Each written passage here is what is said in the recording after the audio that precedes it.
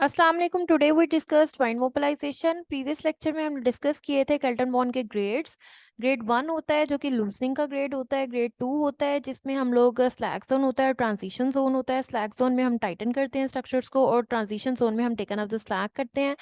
And the third grade 3 होता है जिसमें हम स्ट्रेच करते हैं स्ट्रक्चर्स को। ठीक है, अब इसी तरह हमारा जो अगर हमने जॉइंट में मोबिलाइजेशन देनी है तो वो कौन से ग्रेड्स में देनी है। अगर हमने पेन रिलीफ मोबिलाइजेशन पेशेंट को देनी है पेन को रिड्यूस करने के लिए, तो हमने ग्रेड 1 और ग्रेड 2 का कहाँ तक लगना है, स्लैग जोन।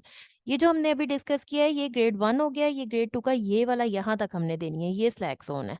हमने ट्रांजिशन पे नहीं जाना। ठीक है, अगर हम लोगों ने पेशेंट को जो है वो रिलैक्सेशन मोबिलाइजेशन देनी है तो हमने ग्रेड 1 और ग्रेड 2 का स्लैग जोन भी आएगा और ट्रांजिशन जोन भी। अगर हमने रिलैक्सेशन मोबिलाइजेशन देनी है तो ग्रेड 1 भी, ग्रेड 2 और ग्रेड का ट्रांजिशन जोन भी और ये स्लैग जोन भी, ये यहाँ तक हमने रिलैक्सेशन मोबिलाइजेशन दे देनी है। अब अगर हमने पेशेंट को स्ट्रेच मोबिलाइजेशन देनी है तो हमने ग्रेड 3 में जाके देनी है। जब हम स्ट्रक्चर्स को स्ट्रेच करना चाहते हैं तो ये यहाँ तक हमने जाके ग्रेड 3 में दे देनी है। अब हमने डिस्कस करना है कि पैथोलॉजी जो है वो पैथोलॉजिकल ग्रेड्स डिस्कस करने हैं। आइदर अगर हाइपोमोबिलिटी हो जाए, कोई पैथोलॉजी आ जाए, तो या हाइपर मोबिलिटी हो जाए, तो पेशेंट का जो है वो ग्रेड्स पे क्या इफेक्ट आता है।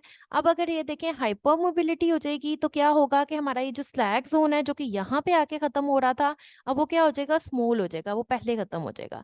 इसी तरह जब अगर हाइपर मोबिलिटी हो जाएगी तो हमारे जो स्लैग जोन है, ये देखें, ये नॉर्मली यहाँ पे आके स्लैग जोन ने खत्म होना होता है, वो अब स्लैग जोन कितना चला गया, यहाँ तक चला गया। ठीक है, फर्स्ट स्टॉप भी बाद में आया है। ठीक है, तो स्लैग जोन जो है वो बहुत ज्यादा लार्ज हो जाएगा। ठीक है, अगर हाइपर मोबिलिटी आएगी। ठीक है, तो ये हमारा फैक्ट डलता है किसके ऊपर, हमारी ग्रेड्स के ऊपर। अगर कोई पैथोलॉजी आ जाए, आइदर हाइपोमोबिलिटी आ जाए या हाइपर मोबिलिटी आ जाए। Thank you so much.